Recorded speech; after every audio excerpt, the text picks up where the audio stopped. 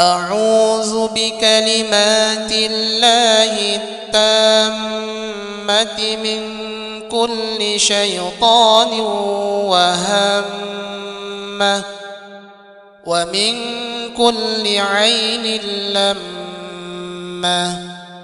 قل للمؤمنين يغضوا من أبصارهم ويحفظوا فروجهم ذلك أزكى لهم إن الله خبير بما يصنعون.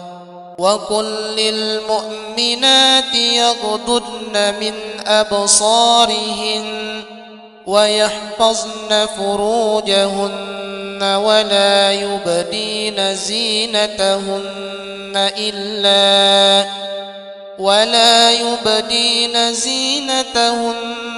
إلا ما ظهر منها وليضربن بخمرهن على جيوبهن ولا يبدين زينتهن إلا لبعولتهن أو آبائهن أو آباء بعولتهن أو أبنائهن أو أبناء بعولتهن أو إخوانهن أو بني أخواتهن أو نسائهن أو ما ملكت أيمانهن أو التابعين غير أولي الإربة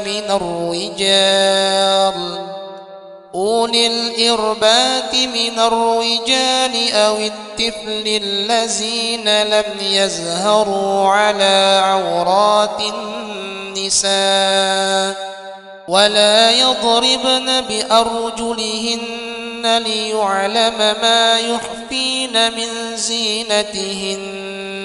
وتوبوا إلى الله جميعا أيها المؤمنون لعلكم تفلحون.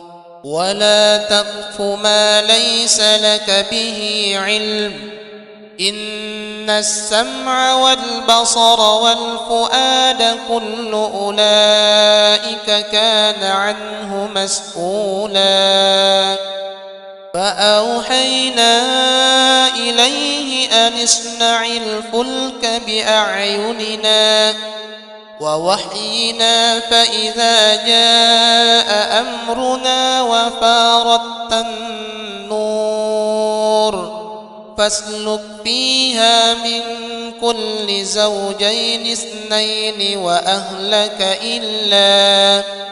وأهلك إلا من سبق عليه القول منهم ولا تخاطبني في الذين ظلموا إنهم مغرقون. فإذا استويت أنت ومن معك على الفلك فقل الحمد لله الذي نجانا من القوم الظالمين. ولا تمدن عينيك إلى ما متعنا به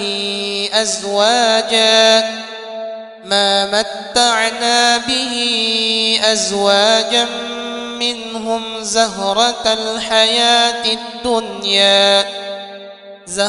الحياة الدنيا لنفتنهم فيه ورزق ربك خير وأبقى.